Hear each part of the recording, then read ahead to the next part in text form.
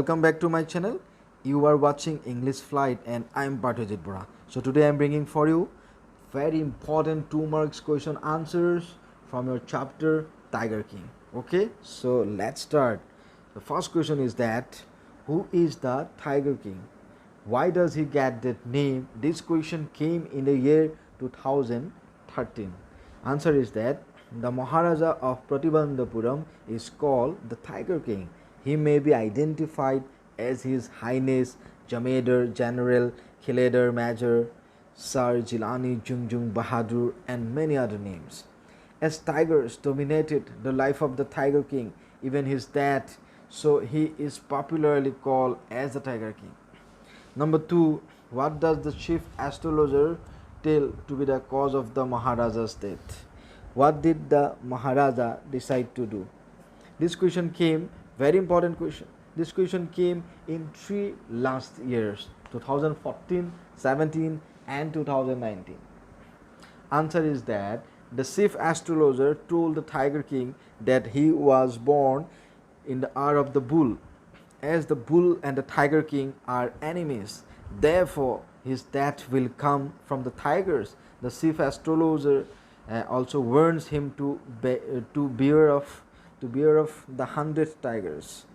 Hearing this, the Tiger King started a tiger hunt and decided to kill 100 tigers one after another.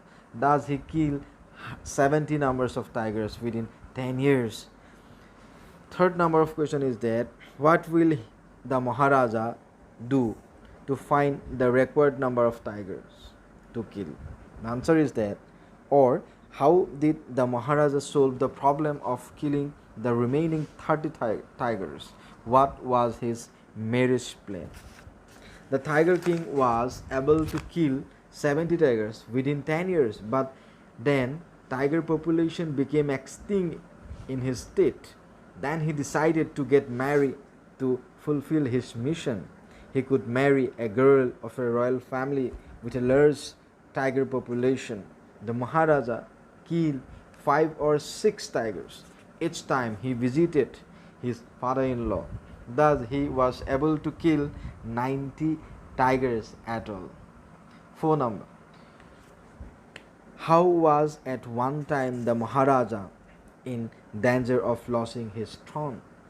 How did he manage to retain his kingdom? Or what did the Maharaja do to appease the British officer whom he prevented from hunting tigers?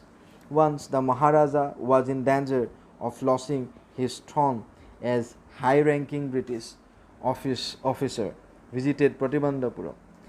He passionately liked hunting tigers and taking photographs with them, but the Maharaja didn't permit him to hunt tigers, so he fears of losing his throne. The Maharaja then decided to plead and bribe the officer. Sample of expensive diamond rings, about 50 of different designs, were brought from a British jewellery in Kolkata. He sent all the rings to the officer's wife or his good lady. The good lady accepted all the rings and sent him a thanking note. The rings cost 3 lakhs of rupees. Thus the Maharaja managed to retain his kingdom. Next number of question. How the Tiger King celebrate his victory over the killing of 100 tigers? This question came in the year 2015.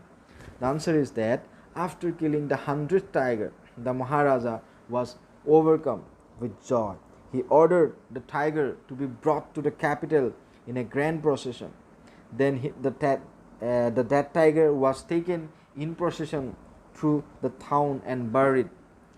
A tomb was erected over it. So, a question to answer hoise. So, how the Tiger King celebrate his victory?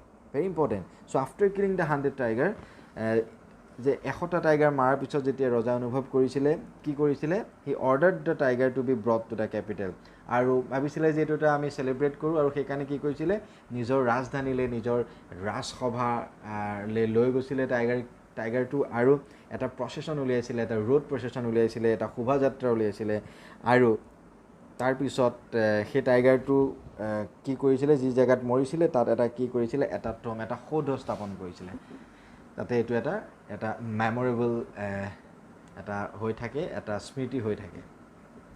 How did the 100th tiger die? Answer is that after killing 99 tigers, the Maharaja could not find the 100th tiger. The Diwan stood in danger of losing his job. So 100 number tiger to keneke morisile? Answer is that 99 numbers of tigers mora pisot ki hoisile, Maharaja 100 number tiger to বিচাৰি পোৱা নাছিলে. The Diwan stood in danger of losing his job, so he brought a tiger from the People's Park of Madras and left it in the forest where the Maharaja was campaigning.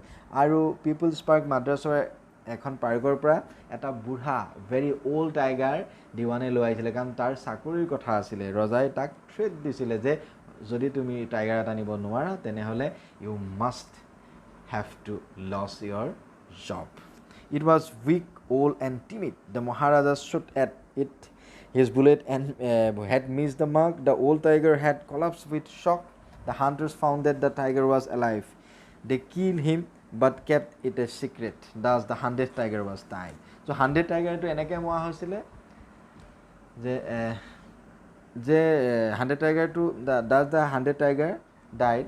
এনেকে মৰা হৈছিলে যে যেতিয়া ৰজাই ভাবিছিলে মৰিছিল বুলি, যেতিয়া shoot কৰিছিলে বুঢ়া টাইগাৰটোক, দিৱানে আনি দিয়া টাইগাৰটোক, আৰু সেই টাইগাৰটো ৰজাৰ গুলিটো নালাগা আগতেই কুচমুচ খাই মাটিত পৰি গৈছিলে। And the tiger king fell dead the tiger was killed, but in reality it was not being killed at that moment.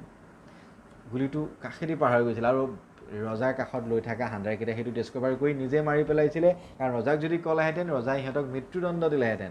ৰজাই মৰিল বুলি ঘৰলৈ গুচি আহিছিল আৰু সেই টাইগাৰটোকে ৰোড গ্ৰেণ্ড প্ৰচেছনৰ কাৰণে লৈ যোৱা হৈছিল, বাট ইন ৰিয়েলিটি প্ৰকৃততে ৰজাই মাৰিব পৰা নাছিল।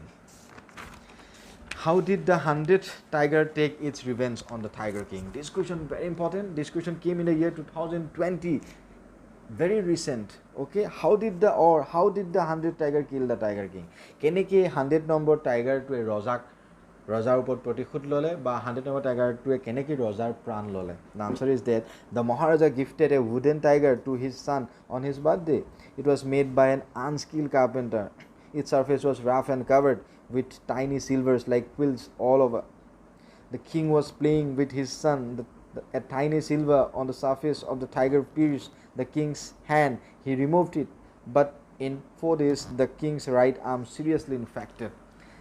3 famous surgeons operated on the king, but they couldn't save him. Thus the 100th tiger took its revenge on the Tiger King. So কি হৈছিলে 100 number tiger তো এনেকৈ মানে ৰজাক ৰিভেঞ্জ লৈছিলে যে ৰজাই এবাৰ ল'ৰাটোৰ জন্মদিনত কি কৰিছিলে, এটা উডেন টাইগাৰ, এটা কাঠৰ টাইগাৰ এটা জন্মদিনৰ উপহাৰ হিচাপে দিছিলে as a birthday gift, but it was made by unskill carpenter. ভালকৈ ৰাফ হৈ আছিলে আৰু এনেকুৱা লাগিছিলে যে চাৰিওফালে যে কুইলছ ওলাই আছে, পাখিহে ওলাই আছিলে, মানে গোটেই টাইগাৰটো একদম মানে ৰাফ হৈ আছিলে আৰু তাত ফাইবাৰবিলাক ওলাই আছিলে, আঁহ ওলাই আছিলে, আৰু সেই আঁহ দি এদিন ৰজাৰ হাতত সোমাই গৈছিলে। যেতিয়া ৰজাই নিজৰ ল'ৰাটোৰ লগত খেলি আছিলে, সেই সাধাৰণ আঁহটো ৰজাই গুৰুত্ব দিয়া নাছিলে, সোঁহাতত হৈছিলে, বাওঁ হাত দি পেলাই উলিয়াই দিছিলে সেই আঁহটো। তাৰপিছত লাহে লাহে কি হৈছিলে, সেই যিটো মানে সেই হাতখন লাহে লাহে 4 দিনমানৰ পিছত ইনফেকশ্যন হ'ল, আৰু তাৰপিছত কি হৈ গৈছিলে, 4 দিনৰ ভিতৰত ৰজাৰ গোটেই আৰ্মছটো, গোটেই হাতটোতে গেলি গৈছিলে, আৰু তাত পিচ যিটো ছাপাৰেটিং স্বৰ বুলি কোৱা যায়, ৰজা সেই গোটেই হাতটো আঘাতপ্ৰাপ্ত হৈ গৈছিলে, আৰু তাত ঘাঁহ আৰু পুজৰ সৃষ্টি হৈছিলে। চ' এইদৰে ৰজাক ট্ৰিটমেণ্ট কৰিবৰ কাৰণে 4জন বিশেষ চাৰ্জন আহিছিলে মাদ্ৰাছৰ পৰা আহিছিলে। তাৰপিছত তেওঁলোকে কি কৰিছিলে, ৰজাক ট্ৰিটমেণ্ট কৰিব বিচাৰিছিলে, ট্ৰিটমেণ্ট কৰিছিলে, কিন্তু ট্ৰিটমেণ্ট কৰি বচাব পৰা নাছিলে, ৰজাৰ মৃত্যু হৈছিলে। How did the royal infant grow' up? ৰজাৰ অৰ্থাৎ টাইগাৰ কিং যেতিয়া সৰু আছিল কেনেকৈ তেওঁৰ গ্ৰ' আপ হৈছিলে, কেনেকৈ টাইগাৰ কিঙৰ যিটো মানে যিটো ব্ৰট আপটো হৈছিলে, হাউ ডাঙৰ দীঘল কেনেকৈ হৈছিলে। What did the tiger king grow' up to be? The royal infant grow' up by drinking the milk of an English cow. যে এইখিনি কোৱা হৈছে ৰজাই ইংলিছ কাউ অৰ্থাৎ মানে হাইব্ৰিড গৰুৰ গাখীৰ খাইছিলে, was brought up by an English nanny, tutored in English by an English man, saw nothing but English films. At the age of 20 the prince became the king. আৰু 20 বছৰ বয়সতে ৰাজভাৰ ল'বলগীয়া হৈছিলে আৰু ইংলিছ মানুহৰ টিউশ্যন পাইছিলে, ইংলিছ কাউ গাখীৰ খাইছে, তাৰ মানে চববিলাক ভেৰি স্পেচিয়েলি ব্ৰট আপ হৈছিলে ৰজা ঘৰৰ এজন যুৱৰাজে যিখিনি পাব লাগে everything he got during his childhood. That is the meaning of the question. Who were Khader Mian Sahib or Birasami Nekar? Khader Mian Sahib or Birasami Nekar were expert thieves who stole keep from the villagers. They were very popular for their ability to swallow sheep whole. যে খেডাৰ মিয়ান চাহাব হৈছে বা বিৰাছামী নেকাৰ হৈছে expert থিপছ চুৰ আছিলে হু stall chip from the গাঁৱৰ পৰা যদি কিবা ভেড়া হেৰাই তেনেহ'লে বিৰাছামী নেকাৰক ধৰা হৈছিলে. What did the royal infant utter in his little squeaky voice? Royal ইনফেণ্টে কি কৈছিলে বাৰু, কি উচ্চাৰণ কৰিছিলে? The royal infant uttered in his little squeaky voice, all those who were born will one day have to die. We don't need your prediction to know that. There would be some sense in it if you could tell us the manner of the death. সেই 10 দিনীয়া শিশুটো অৰ্থাৎ tiger king সৰুতে কৈছিলে যে সকলো মানুহ জন্ম হ'লে মৰে. চ' হোৱাট ইজ দিছ? এইটো কোনো মিৰাকেল, এইটো কোনো আনইউজুৱেল কথা নহয়. মোক যদি if you tell me the manner of my death then it would be surprising. তেতিয়া এইটোহে আচৰিত ধৰণৰ হ'ব. What were the various dangers faced by the tiger king in his hunting spree? যে হাণ্টিং সময়ছোৱাত ৰজাই টাইগাৰ কিং কেনেকুৱা ধৰণৰ অসুবিধাৰ সন্মুখীন হৈছিলে? The tiger king faced various dangers in his hunting time. Once when the bullet missed spree মানে time when the bullet missed its mark the tiger leaped upon him and he fought the tiger with his bare hands. কেতিয়াবা যদি it's time Maharaja won, কেতিয়াবা যদি বুলেটে miss কৰিছিলে ৰজাই নিজে খালি হাতেৰে টাইগাৰৰ লগত যুঁজিছিলে and all the time the tiger king own আৰু ৰজাই জিকিছিলে বাঘৰ লগত. এনেকুৱা ধৰণৰ সমস্যা হৈছিলে. and at another time again the Maharaja was in danger of losing his throne to a British officer. আৰু এদিন ৰজাই এজন ব্ৰিটিছ অফিচাৰ, এজন হাই ৰেংকিং ব্ৰিটিছ অফিচাৰক তেওঁ প্ৰতিবন্ধপুৰমত সোমাবলৈ নিদিয়াৰ কাৰণে, ফৰেষ্টত টাইগাৰ চিকাৰ কৰিবলৈ নিদিয়াৰ কাৰণে, ইভেন ফটো ল'বলৈও দিয়া নাছিলে. তাৰ কাৰণে ৰজাই নিজৰ সিংহাসন মানে হেৰুৱাৰ নিচিনা এটা পৰিস্থিতিৰ সন্মুখীন হৈছিলে. বাট somehow he managed to save his throne. In this way Tiger King faced innumerable troubles, issues, hazards during his tiger hunting spree. Okay, so because he had displeased the British officer, so in this way he encountered so many troubles and issues. So that's all for today's video, and wait for the next very long question answers video. Have a nice day.